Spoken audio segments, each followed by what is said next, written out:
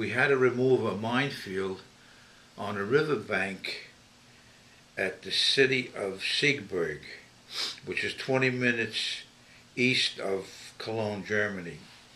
So I had the maps rolled up under my arm, and the lieutenant was with me, and not thinking, not realizing, Frankfurter Strasse was right into the bridge, and over the bridge you go into the city of Siegburg.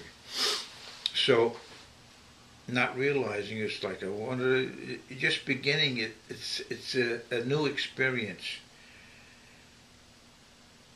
The lieutenant makes it down to the first house next to the bridge, the blown out bridge that Germans blew up. And right alongside this house is a minefield. Now, I don't know whose bright idea this was, but the Germans blew the bridge, and they were on the other side of the water, the river. I mean, why did they, I don't know why they put the minefield. So with that, I sneaked my head around. The artillery stopped a little bit. There was a little hesitation. I put my head around the fence, and I see the lieutenant going, giving me the double sign, because he was behind the house. The Germans couldn't see him. He had good cover. And my platoon had gone. They had another sergeant leading them. They were going around through the backyards, what they had cover. They had bushes, they had trees. It covered them. So anyway, we were down Frankfurter Strasse. The lieutenant made it before they got the signal.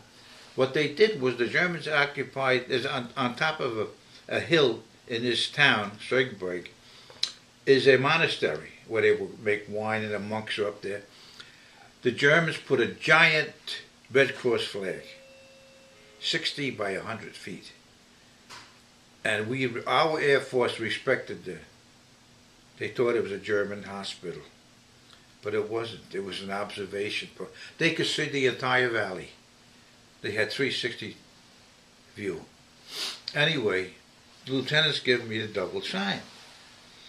So I blessed myself. I said a little prayer, because on and then, the shelling was hit and miss. Anyway, I said a little prayer, and then I took off.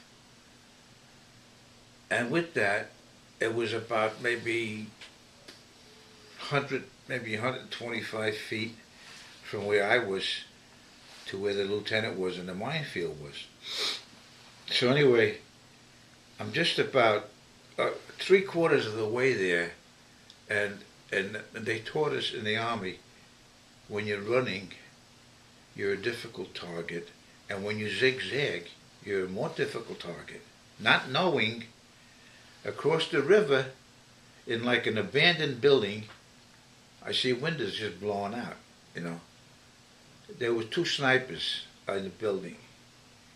They had me crossfire. I was the only target on the road, on Frankfurter Strasse, and I'm coming down like 8 cylinders maybe, open all the way, 19 years old. And all of a sudden I hear, woo, woo, they just missed me by an inch. They had me in a crossfire. They figured definitely they were going to get me. And on the head, they had me zeroed in on the head. And that was enough that, you just hear the whiz by. So anyway, I get down to the minefield. I had the map of the minefield. I picked it out. They always tie in a very good heavy-duty foundation of a house or a very large tree. That's where the first mine is. It's 4 feet from there, and it's a fixed pattern. So anyway, we get down, and so the Germans on the other side could see us doing something. They could see people move, but we still had some coverage with the bushes and the odds and ends, and we'll get a small arms fire. So my sergeant, he was a tech sergeant, Bergman, excellent man. He says, "Fred, you help me. You be my marker or the activator, and I'll be the marker. I'll find him." So we started with the first one. We found it, and I had a pocket full of Kata keys. And to deactivate him, on the mine, on the top, the plunger had a little hole where you put a cotter key in. So he found the mine, the first mine he finds. We're on our hands and knees, and he turns around and looks at me, and he's all red in the face, and he says, "Don't move," with a lot of vulgarity. I said, "What's the matter, bro?" I thought he got hit, like he was frozen. And I said, "What happened, Berg? What's the matter, Berg?" He says, "Don't move. I have my rifle barrel under a tripwire, and my knee is on top of the tripwire." Oh, of course, you're talking about 12 pounds of TNT, that goes, like, it's missing in action. So luckily, whoever did that installation, it was American troops. It was engineers or another, I don't know who the hell put them in. That wire should have been tight. So as soon as you hit it, you're setting off this 12 pounds of TNT, the telemine. So with that, he says, he got it. He says, he gently, I says, "Make a slow move." And he had a marker. He marked the site where the mine was. And I came along with the cotter keys, and I put it in that little opening on top of the plunger, and I spread the legs on the bottom where it split. And that would deactivate the mine, see? So we picked up the mines, and but this time, coming back to our vehicle, we didn't go down Broadway, Frankfurter Strasse. We went back in the yards. We had cover. We had trees and fences, whatever. So with that, it comes to be about maybe 5:30 in the morning. It was March, it was April, beginning of April, and it was cold and dark. And I noticed this German woman in her backyard hanging out bed sheets on a clothesline. And they weren't wet, because they were, if they're wet, they hang straight down. They're heavy. They were flapping around like, it got me. So anyway, with that, and I'm parked by a little fence in the front steps, like going to a house, and the Germans opened up.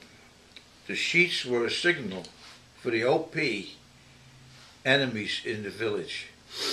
So they opened up. Man alive. Oh.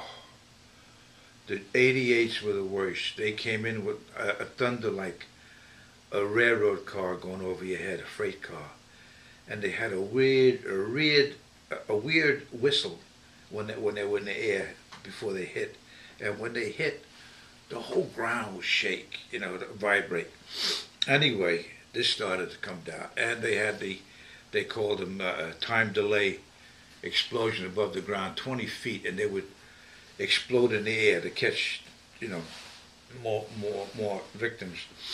Anyway, I jumped in around behind the steps. I got in the corner, and they were blowing, and they were branches falling down, stucco falling off the house, and the shrapnel all around. You could hear it.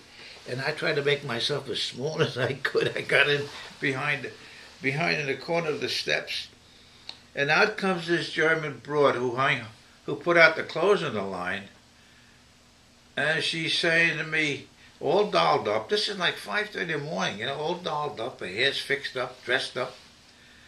I thought she was a hooker. I didn't know the way she's dressed up.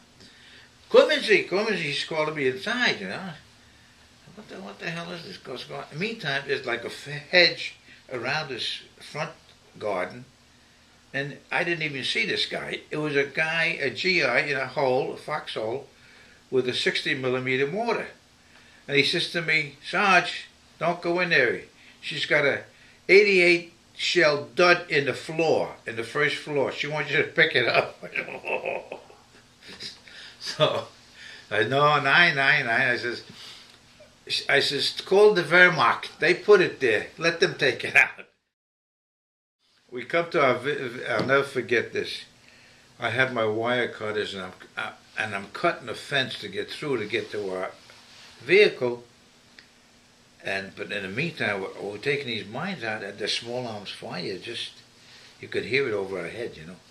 Anyway, we get to the vehicle, and it's got all holes in it from the shrapnel, you know. I said, oh my God, we're going to be stuck here. Anyway, with that, the driver gets in and he starts up. Anyway, I was cutting the wires, another story, and to get a hole and get through to get to the vehicle. And the lieutenant's coming by, and I could just picture this guy standing up. He was a big guy, a lieutenant. Sergeant, and I'm in a hurry to get out. Sergeant, did you see anyone from Fox Company? I said, no, this is Danny Tank Company. Anyway, we make it to the vehicle, we get out. But I never realized that first explosion and being pinned down, I mean the fright, the scare, that just scared the hell out of me. I didn't know whether to move or not to move. I was like frozen. Like I don't know how long I was in that position when the first artillery came in, you know. So that was when we got the Bronze Star my whole platoon got the Bronze Star for clearing that minefield.